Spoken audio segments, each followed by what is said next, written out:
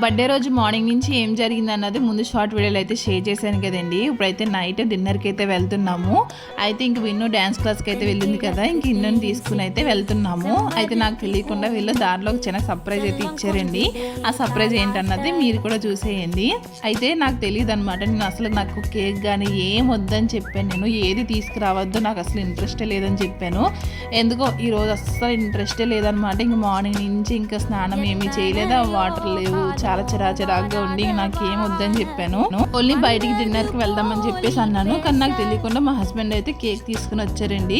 అది కూడా ఇంకా పిల్లలకి బాగోలేదని చెప్పేసి చాలా చిన్నది తీసుకుని వచ్చారనమాట. ఇదే నేనైతే డిన్నర్కి వెళ్తున్నామని చెప్పేసి అనుకున్నాను, కానీ మధ్యలో ఇలా కేక్ కట్ చేయించారని చెప్పేసి అనుకోలేదు. ఎందుకంటే చెప్పాను కదా, నాకు అంత ఇంట్రెస్ట్ లేదు, వద్దు నాకు ఏం తీసుకురావద్దని చెప్పేసి మా హస్బెండ్ని చెప్పాను. కానీ అయినా కానీ తీసుకుని వచ్చారనమాట.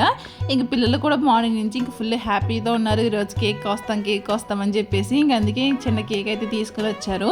ఇంక ఇక్కడైతే ఇంకా కేక్ కటింగ్ అయితే చేశానండి. మా హస్బెండ్ ఎప్పుడో ఒకటి ఫీల్ అవుతా ఉంటారండి. ఏంటంటే ముగ్గురు బర్త్డేస్ వస్తే ఎప్పుడు నేనే చేస్తాను అనమాట. అన్ని నేనే చూసుకుంటాను. సర్ప్రైజ్ కానీ, డెకరేషన్ కానీ, కేక్ కానీ అన్ని నేనే చూసుకుంటాను.